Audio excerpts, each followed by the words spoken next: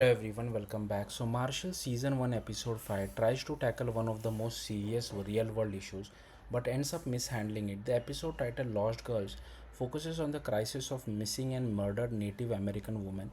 It's a topic that demands care, attention, and respect, but instead of centering the victims, the story shifts its focus to something else entirely, the egos of the men trying to solve the case. At the heart of the episode is Casey, who is still struggling with Monica's death. Rather than confronting his grief or repairing his strained relationship with Tate, Casey throws himself into the investigation of a missing girl, Haley.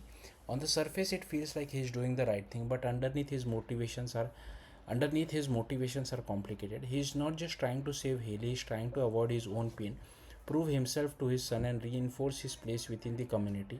And because of that, the case starts to feel less urgent and more like a distraction.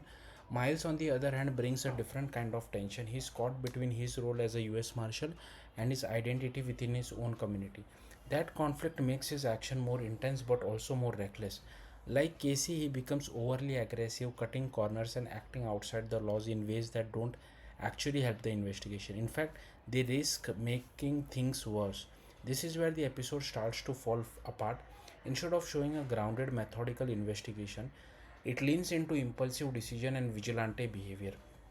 And in a case already complicated by limited resources and jurisdictional challenges, that approach feels unrealistic and careless. The biggest issue, though, is focus. A story about missing Native American women should center the victims and the systemic failures behind these cases.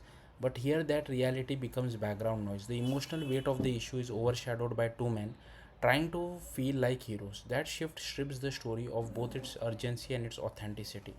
To the show's credit, it does acknowledge consequences.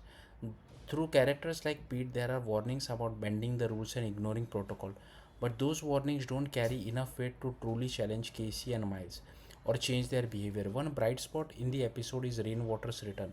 He brings a more grounded and thoughtful perspective, calling out the way the case has been handled while still recognizing the complexity of the situation. His presence hints that the show is capable of handling these themes with nuance when it chooses to.